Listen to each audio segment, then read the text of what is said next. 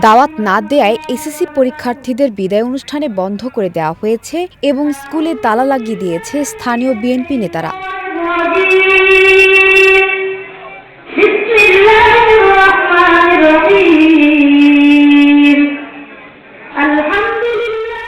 ঘটনাটি ঘটেছে গাজীপুর শ্রীপুরের বাঁশবাড়ী উচ্চ বিদ্যালয়ে, যে ঘটনার সিসি ক্যামেরার ফুটেজ ছড়িয়ে পড়েছে সামাজিক মাধ্যমে।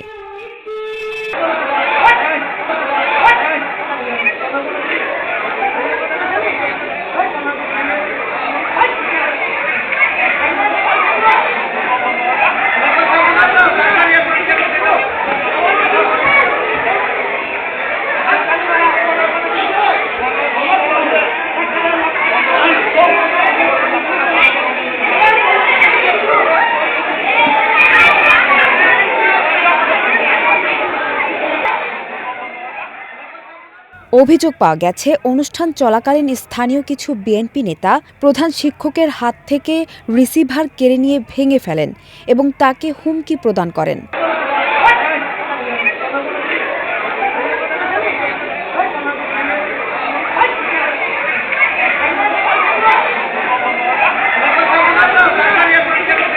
শিক্ষার্থীরা অভিযোগ করেন, সুন্দরভাবে চলছিল বিদায় অনুষ্ঠান, হঠাৎ বিএনপি নামধারী কিছু নেতা এসে অনুষ্ঠান বন্ধ করে দেয় ও সবাইকে হুমকি দেয় এবং প্রধান শিক্ষকের হাত থেকে রিসিভার কেড়ে নিয়ে গালাগাল করতে থাকেন। এ সময় শিক্ষার্থীদের মধ্যে আতঙ্ক ছড়িয়ে পড়ে ও অনুষ্ঠান শেষ না করেই সবাই চলে যায়।